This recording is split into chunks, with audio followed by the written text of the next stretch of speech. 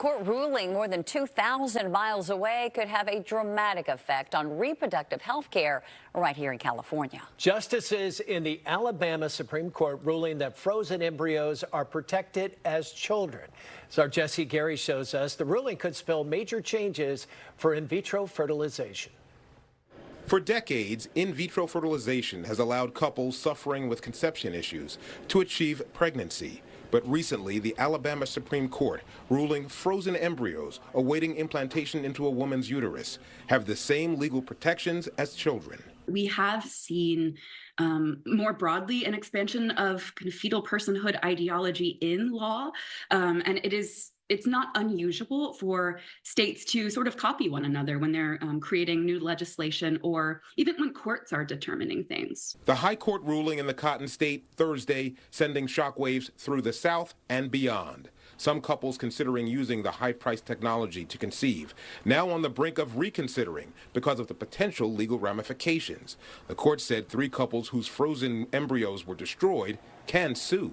Emotionally, I can't view them as children. They're potential children. I just want my right to have a child to be protected. This has huge impacts in the provision of medical care, in potentially labor law, and we've seen a lot of cases of criminalization based on the idea that a pregnant person is harming her own pregnancy. Alabama's largest hospital has paused in vitro fertilization treatments as its doctors and patients try to assess the impact of the court's ruling. Some worry they could be held legally and then financially responsible if they move forward with the procedures. Equating an embryo to a child is scientifically unfounded, and the clinical ramifications of such a legal decision are tremendous. Some believe the changing climate in the South could send couples seeking in vitro west to the Bay Area, similar to the aftermath of the U.S. Supreme Court's rollback of Roe v. Wade. California is somewhat of a leader in terms of reproductive technologies.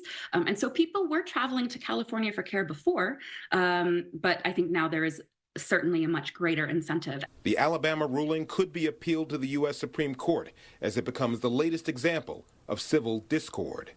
In the South Bay Bureau, Jesse Gary, KTVU, Fox 2 News.